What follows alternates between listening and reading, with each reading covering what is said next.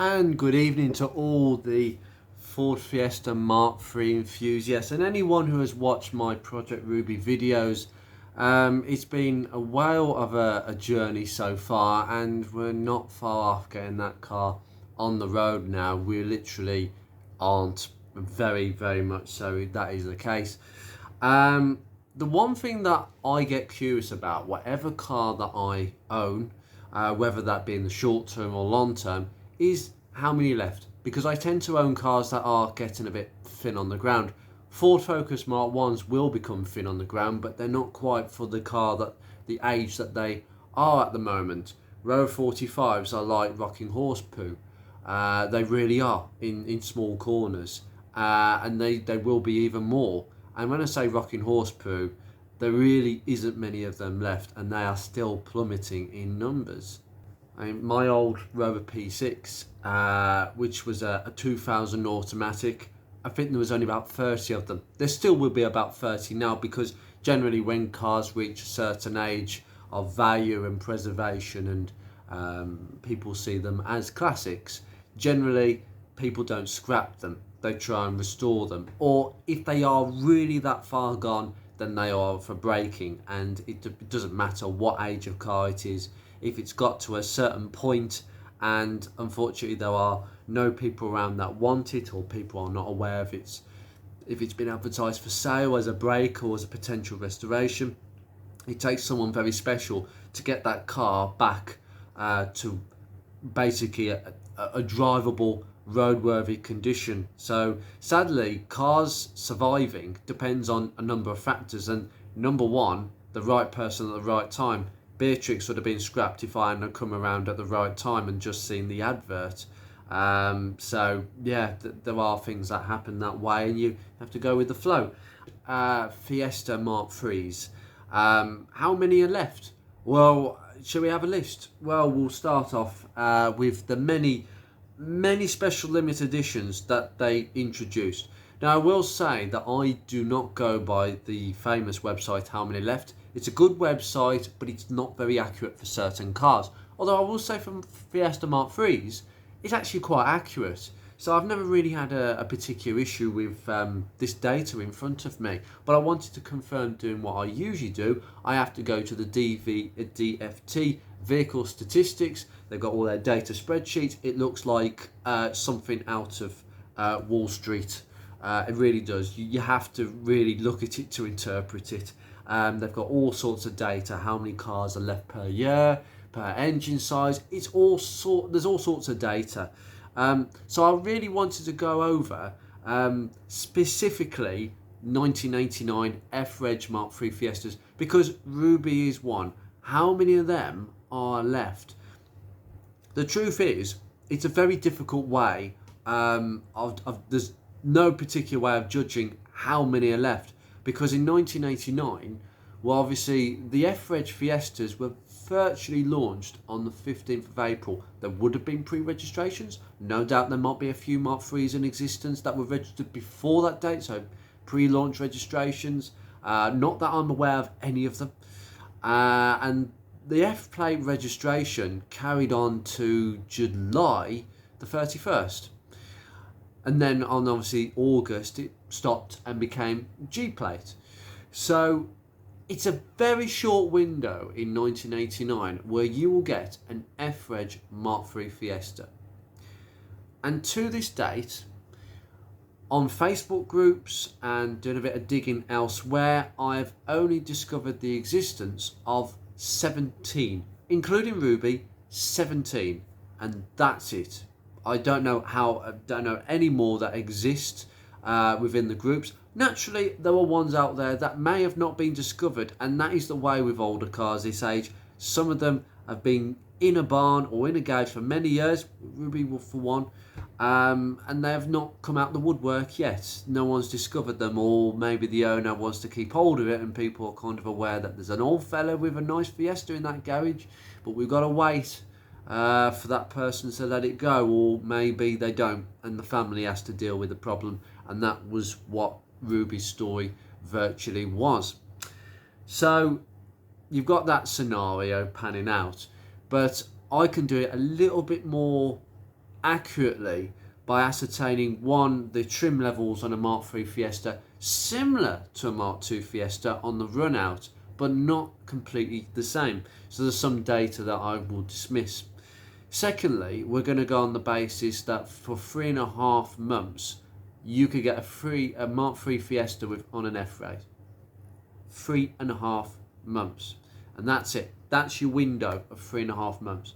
So if we base the fact that 3.5 months is just over a quarter of a year, so let's say just over 25%, I can take the numbers of Fiestas produced in 1989, which is Mark II, Mark III, F and G plate, and I can narrow it down to a short number, and it is based off that simple mathematic algorithm, and it pretty much has worked for me with Ford Focus Mark 1s because they cross over to Ford Focus Mark 2s in 2005. How do you tell them apart? Quite a few ways of doing it, and I've been quite successful the way I've gone about it. But here are the results. No waffle. On the launch, I should say, there were a few specifications. The base spec, popular, so you could really only get that with the 1 litre Kent engine. There are 10 of them licensed and 86 SORNed. I will point out the numbers I'm telling you is the total number for 1989. Okay, the total number. Popular Plus, 25 on the road, 138 SORNed. How many of these cars are too far gone to ever come back to the road is anyone's guess. L, 32 on the road, 171 SORNed. The L CVT, 7 on the road, 39 SORNed. Far less for the automatics. The LX, 14 on the road, 50 SORNed. So we can already tell that most people generically went for the Popular Plus and the L. They are pretty much the popular ones, no pun intended, partly. Up until 1992, when the L and the Popular Plus and the Popular just died, they got rid of them and they restructured the whole range in 92. There was a lot of change to the Mark III Fiesta in 1992, mechanically and marketing wise. So there was quite a few things that just didn't carry over. The gear, obviously the LX CVT, because you could get the CVT on the LX. I will point it this way, the Popular Plus you could get with the CVT option. There's none in existence. None. Probably because very few were bought in the first place. Generally, if you wanted the automatic £750 gearbox option, generally you wouldn't be someone who would go for a Popular Plus. You'd probably have enough money to go for an L or an LX, which is the case here. Gear, manual, 12 licensed and 58 on SORN.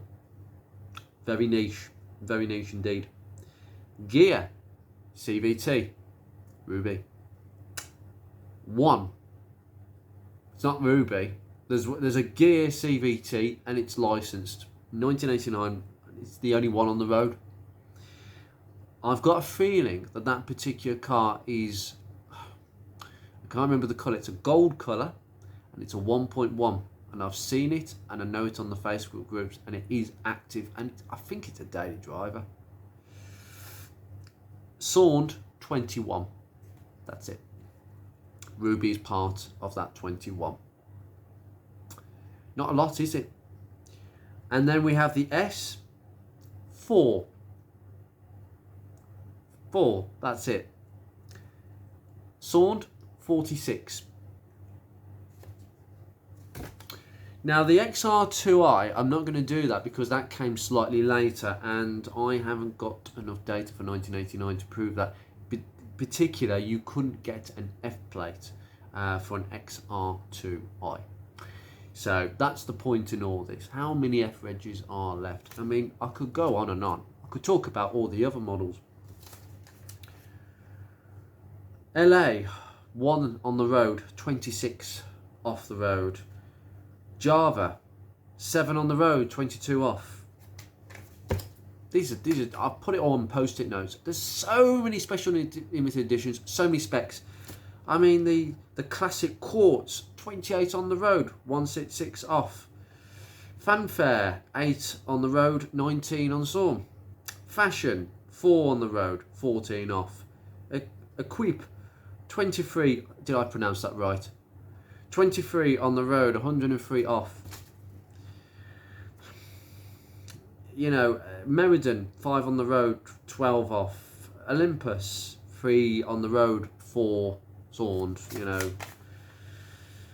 you could go for the RS 1800, which is not a lot. 16 on the road, 270 off it. Not surprised, because most of them will be off anyway. The RS Turbo, 87 on the road and 793 off. God, where are these RS Turbos coming from? What the heck? The SI model, which is very popular indeed, because of the unique bumpers on that car. 35 on the road, 338 on Sawn. There are just so many, it's untrue. I've completely forgotten. The Flight, 13 on the road, 85 off. The Frascati, oh, I pronounced that really badly, people are laughing. 57 on the road, 185 off. The Fresco, 7 on, 22 off. Finesse, 23 on, 85 off. So we're talking about fairly low numbers all the way around the park, really. There really isn't. You've got some models that are just, there's nothing left of them. The Bonus, 40 on the road, 219 off. There's so many of them that I haven't even covered there, but many of them just, some of them I haven't read because they don't exist. There's none left of them because very few are sold, very few exist. Now, back on the main point, F-Reg Fiestas. So, all the stats that I've just read out to you on that post-it note from those original 1989 specification cars, they are all Mark III numbers. The total number of 1989 Fiesta Mark III numbers on the road, 105 I should say, and 515 Sawned. That's it. In terms of the automatics, very little, as you can imagine. I would say 46. See, this is where I didn't do my maths. There's about 8 on the road in terms of automatics. That's it. But you need to take those numbers that I've just said to you, those grand totals, and we're talking about a 3.5 month period here. So what we need to do is divide the year between 4, and that will give us a rough guess at how many could potentially be on the road. Nobody knows. Not even the DFT would have that sort of information. I wish there was a system where they could tell you how many cars of certain registrations are left on the road. They don't give out that sort of information. I have asked, believe you me, in the past. But we're looking at around 30 F-Reg Fiestas being on the road today. 151, including Ruby, off on Sawn. Sounds like quite a high number, but consider how many of that 151 are off the road like Ruby because they're going to be returned to the road and restored, or ones that have not been discovered and are pretty much gems, like maybe Ruby was, or those that are waiting in the scrap heap to be broken completely, or just hanging around having a few more parts cherry nicked, I should say, so to help other Fiestas survive. So that's the other one, and many of them that just are sitting in a barn, but they're rotten and no one's going to restore them, so they're going to go for breaking. So there's several scenarios here, but the most interesting one, where does Ruby sit amongst this? Well, I've done a little bit of a shout out, and some of you on the 8995 Fiesta Mark III Facebook group will know that I've done this previously. There are only 17 cars that I can count within the main Facebook groups that are active, and I know that they are survivors. And I have a list of cars here. I have got registrations in front of me, but as I say, they're only me. I cannot show it on this camera because of GDPR, so I can't share registrations. But I have noted registrations of every F-Reg Fiesta that I know to be in existence. Most of them are populars. There's a few popular pluses. There is a very well-known Fiesta on Morsels and Motors. I love that channel. I absolutely love that sort of content, and I think on the 18th of April, being quite an early registration, it's possibly the earliest Mark III Fiesta that exists today. Ruby is the 16th of May, so less than a month later. So Ruby may have some cars ahead of her, but I've only recorded 4 cars that are older than Ruby, including that particular popular model. And it is a popular, it's a base spec which has been reversed. Some of the things have been reversed, like it had 2 door mirrors, it shouldn't have that, and the owner has put the blank back in like it should, so I'm really pleased about that. That is exactly my mindset on such things. Keep it original. Some of them are modified, some of them are not. There is 2 LXs and 1S. There's only 1S that I'm aware about.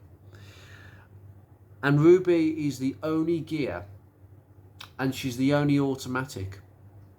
There may be other cars out there. There might be another F-Reg gear. There might be another F-Reg automatic, but they haven't come forward. And as time goes on, it might be more difficult for any survivors to be restored, because the longer a car is stood in a barn for, generally I think the more expensive they are when they need restoring. It doesn't always work like that, but that's just my own experience for working on cars. So there you have it. Ruby is probably the earliest gear. It is the earliest gear and the earliest automatic, and there's nothing to prove otherwise. So it puts me on a bit of a footing when I've been working on Ruby, thinking, where does this car stand? Because I knew when I bought it from Rob, or agreed a deal, what I was buying, being a very early one. And it's very weird because that car was up for sale for about a month before I bought it on Facebook Marketplace and probably a couple of other places. And people kept saying, it's not worth that much. It's only a 5-door, it's not worth it, it has to be a 3-door or an XR2i. And I think that is utterly sad, because as a result of that, people have not put their money where their mouth is. I did, and I've got a gem. This isn't a I told you so lesson, but sometimes you have to be prepared to grab a car because there just isn't any other examples left. And I knew the moment I saw the ad, I wanted this car. So I thought I would leave that little note here. But that is how many F-Reg Fiestas are in existence. So if you have one, don't let it go, because you won't find another one. Actually, when I've just literally turned the camera off to end this video, and I've had a message off Rob, who I hope you saw his video, the videos around Christmas, and I hope you enjoyed them. I hope that it was good timing for me to put them videos out then. It wasn't filmed much earlier than around that time, and I can honestly say the blue Fiesta Mark III with 8,000 miles on the clock has sold. It has sold for £6,250, subject to servicing, an MOT, and a tiny bit of painting around the bottom of one of the wheel arches. It was very minor. If any of you have watched my Project Ruby videos, Ruby on the driver's side at the bottom where you've got the lip, it's started to split into two. I've put some seam sealer in. That is what has started to happen to that Fiesta over there. It's nothing. In fact, it was very minor compared to Ruby. Ruby's was a bit more, separated, but it's not bad at all. But if you're paying that sort of money for a standard Fiesta Popular Plus, regardless of the mileage and the condition, you will want stuff like that done. So I'm really pleased that Rob's managed to sell that Fiesta, and it just means that every other Mark III Fiesta is a little bit more higher in value than what they were before. And as much as I don't like the value of a car to go up too much because it means I don't want to drive it as much, it might mean that Ruby could stay with me a little bit longer because I need to justify its value by keeping it. Take care, guys, for the second time. See you very soon.